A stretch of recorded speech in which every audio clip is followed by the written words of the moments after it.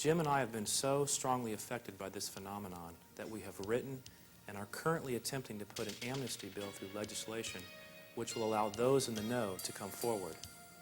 We have also organized a foundation to buy and preserve sensitive land in the rainforest.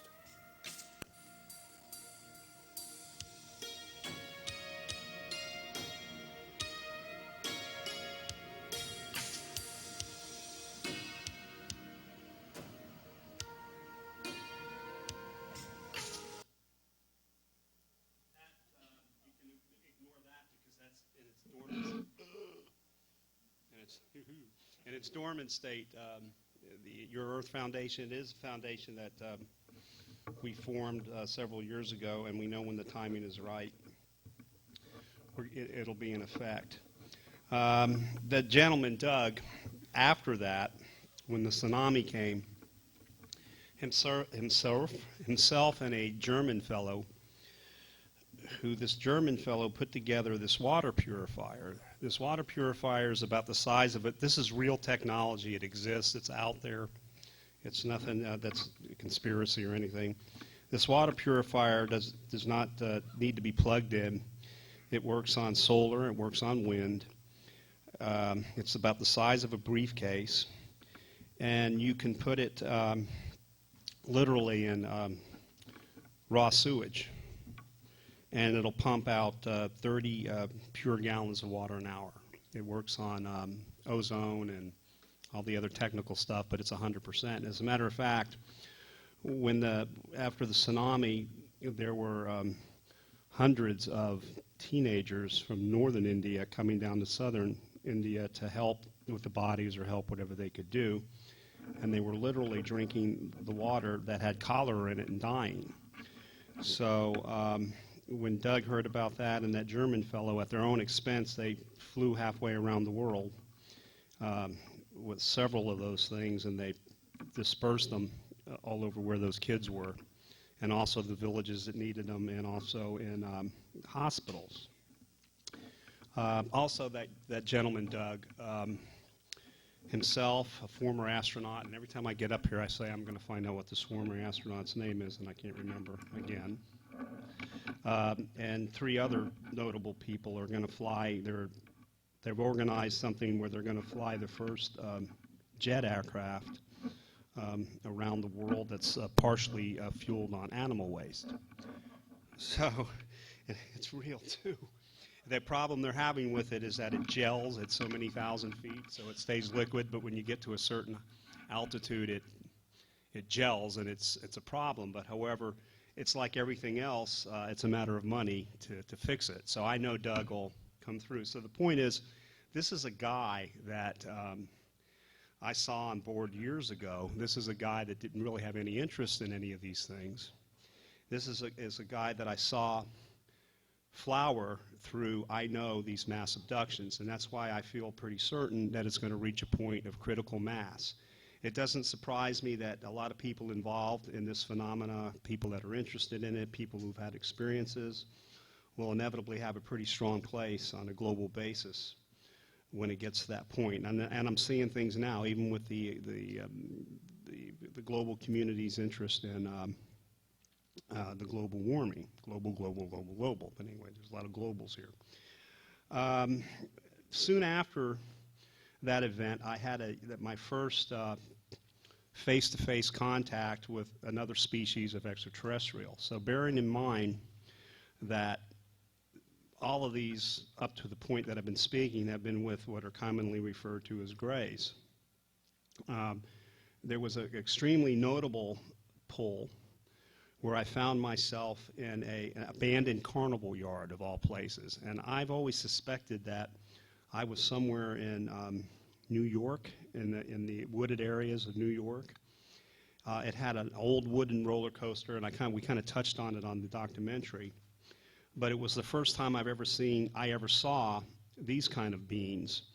95 to 98% of contact has been with these grays, and these guys, there was about a dozen of them, 9 or a dozen of them, standing in a semicircle, and they were huge, anywhere from 8 to 10 feet tall, extreme broad shoulders, and I describe them as like linebackers. And I was standing up when I regained consciousness of being pulled. I was standing, but I was still paralyzed and my eyes were still closed, but I can hear the telepathic voice saying that we would have just given it to you, but you had to almost earn it first, meaning, and I knew exactly what they meant when they said that because I had been going through all those years of crud, and I realized that when I opened my eyes and I saw what I saw, which was astounding and would have scared anybody to death, I knew that I could handle it, and I knew how to behave. And the thing I do know about these non-human intelligent beings is they don't like to answer questions. And if they do answer a question, if you ask them directly, if they even bother, they answer in riddles or they're ambiguous. And the reason I've learned that over the years is because we're all the same. If you happen to be conscious when you get abducted, you're going to ask a million questions. That's what we all do. Where are you from? Why are you here? Why are you doing da-da-da-da-da-da? And the stuff doesn't get done. So I knew how to behave. I kept my mouth shut. But the first thing I did say was, my God, you guys have scales. Okay. So later, I learned that those are commonly referred to as reptilians. And my experience is there's been several other interactions with them, not nearly as much as the Greys, but my experiences with them has been nothing but pleasant.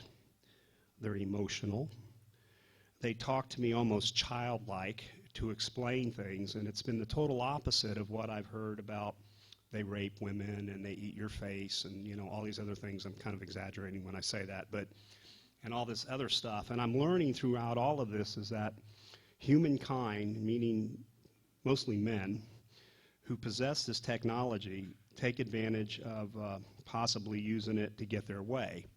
And they mask themselves as these different types of beings, so they'll take the brunt of it. But in that particular meeting, they said that clearly that they had contacted, and it took years to be able to stand there and listen to this, and the way they were doing it was kind of cool because they were, the 9 or 10 or whatever it was facing one being, and then they were telepathically communicating their thoughts to the one, and then one was telepathically talking to me. So it was a collective consciousness that way. And so I wouldn't be scared. They hologrammed a human face in front of the one that was communicating with me, which later dissipated because I wasn't scared. And it was kind of funny because when the lips were moving, it was out of sync with the telepathic thing. So I knew this was screwed up, okay? But anyway, I thought it was nice that they were not letting me be scared. And I think that's where that shape-shifting idea comes in. But clearly I could see it was kind of a holographic form. I'm not saying they don't do that, but in that case, you could see they just projected something over his face. And he went on to say that that it's true that they have contacted power leaders, world power leaders, and they went through the proper protocol of letting them know that they were willing to give certain technologies in exchange for us to stop nuclear bombs, for us to stop making biological weapons. They made it clear that they would give us the technology for free, and non-polluting energy that wouldn't have to be derived from the resources of the planet and all the problems we're facing now. They gave technology to clean up this whole place, and enough technology for longevity. So for the first time in the human history, we can actually evolve and more or less join the galactic neighborhood. And a lot of the campaign was to clean up our own